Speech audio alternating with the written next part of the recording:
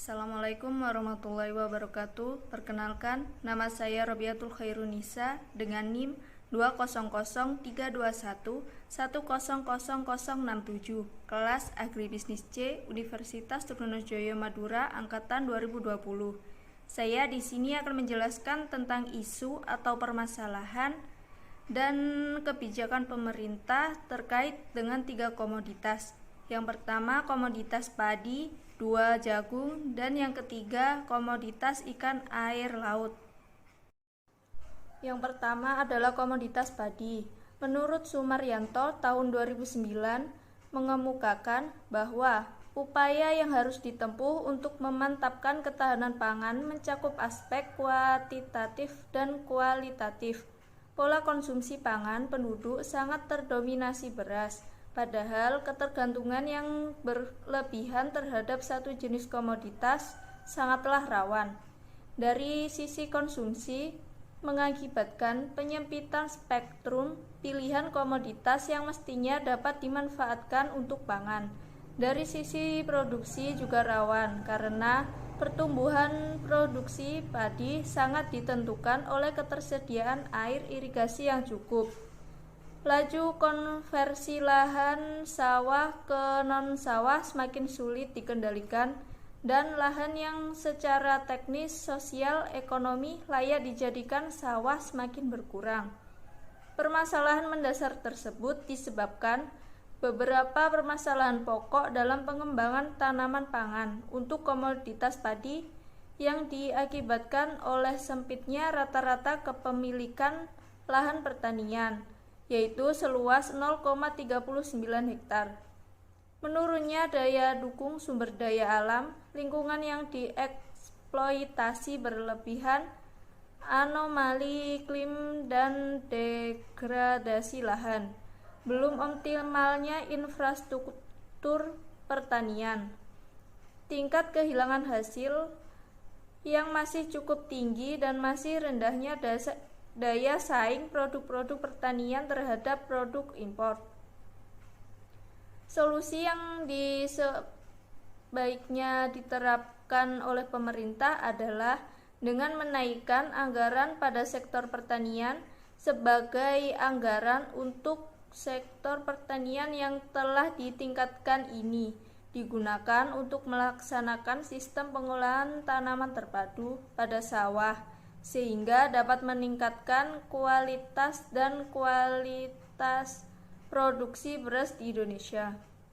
Sementara, jika permasalahan tersebut dibandingkan dengan kondisi komoditas padi di luar negeri, misalnya pada negara Thailand, produktivitas pertanian di Thailand tinggi karena adanya dukungan teknologi dan permesinan pertanian yang canggih. Oleh karena itu, pertanian pada padi di Thailand mampu panen 1-5 kali dalam setahun. Yang kedua, komoditas jagung.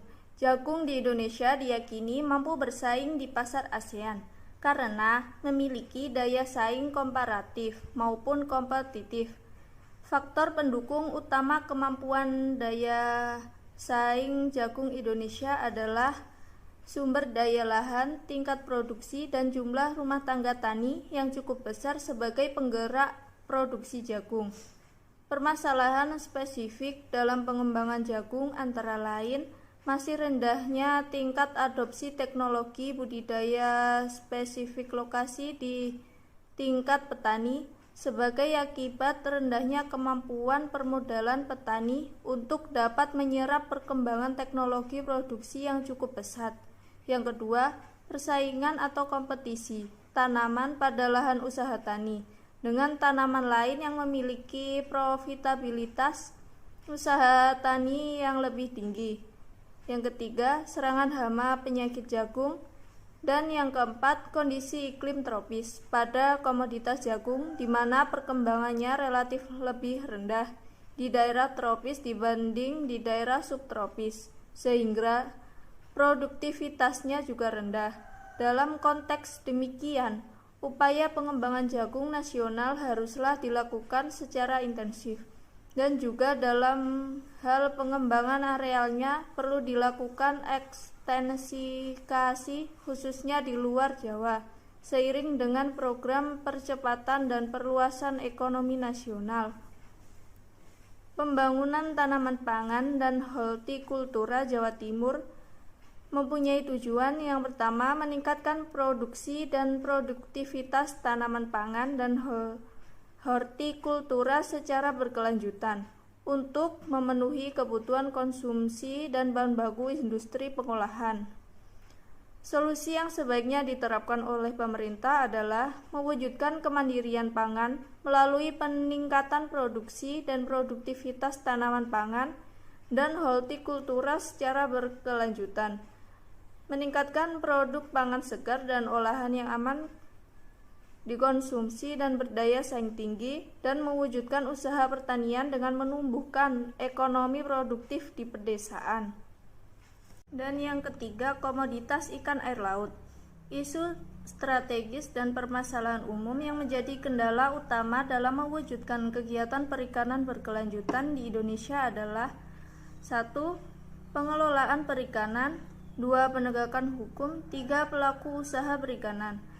Masih lemahnya sistem pengolahan perikanan merupakan isu strategis dan permasalahan umum yang pokok dalam mewujudkan sektor perikanan berkelanjutan di Indonesia.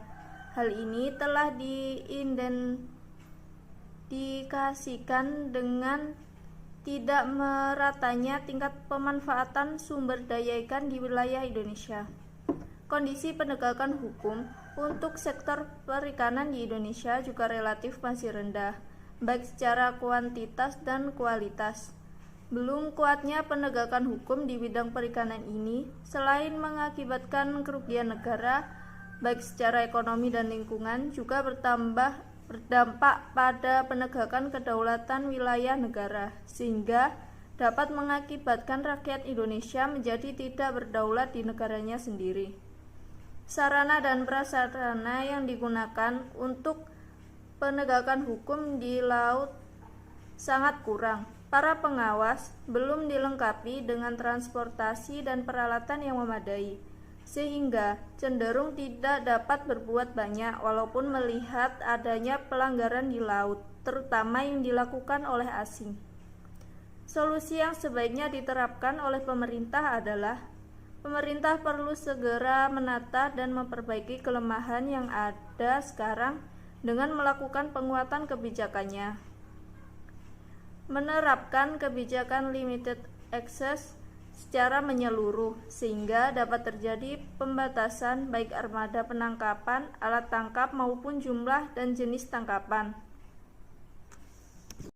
Itu tadi penjelasan tentang isu atau permasalahan dan kebijakan untuk komoditas padi, jagung, dan ikan air laut. Sekian, wassalamualaikum warahmatullahi wabarakatuh.